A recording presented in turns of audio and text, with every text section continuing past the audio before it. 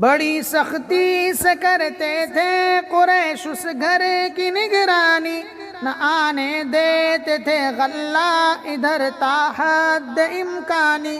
کوئی غلے کا سوداگر اگر باہر سے آ جاتا تو رستے ہی میں جا کر ابو لہب کم بخت بہکاتا۔ پہاڑوں کا درہ ایک قلعہ محصور تھا گویا، خدا والوں کو فاقوں مارنا منظور تھا گویا۔ رسول اللہ لیکن مطمئن تھے اور صابر تھے، خدا جس حال میں رکھے اسی حالت پہ شاکر تھے۔ وہ حمزہ کا شکار آہواں کے واسطے جانا، کبھی کچھ بھی نہ ملنا اور خالی ہاتھ آ جانا۔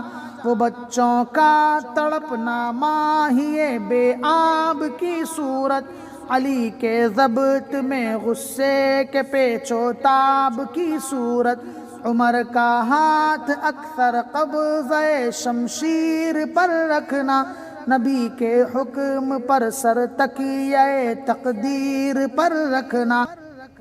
نبی کے حکم کی تعمیل کرنا اور چپ رہنا، غضب کو ضبط کرنا، قہر اپنی جان پر سہنا۔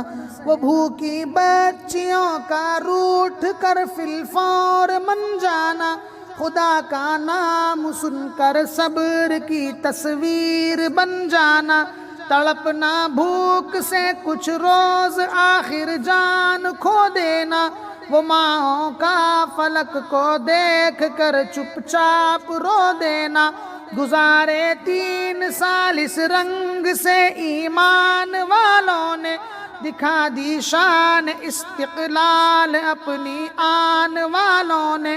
رضا و صبر سے دن کٹ گئے ان نیک بختوں کے، کہ کھانے کے لیے ملتے رہے پتے درختوں کے۔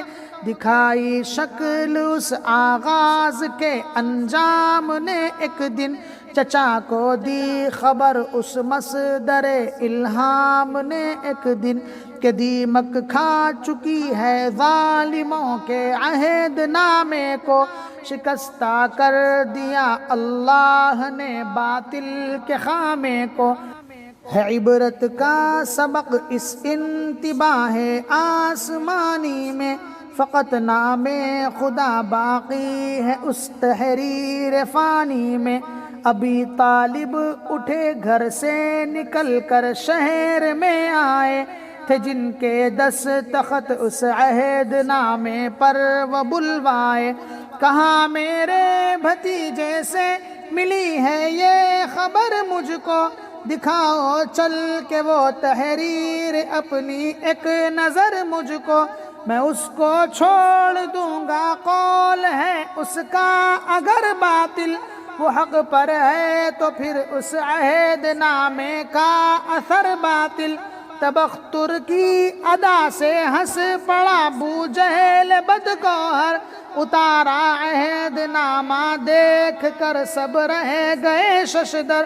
کہو ظاہر پرستو کیا یہ امر اتفاقی تھا، جو فانی تھا وہ فانی تھا، جو باقی تھا وہ باقی تھا۔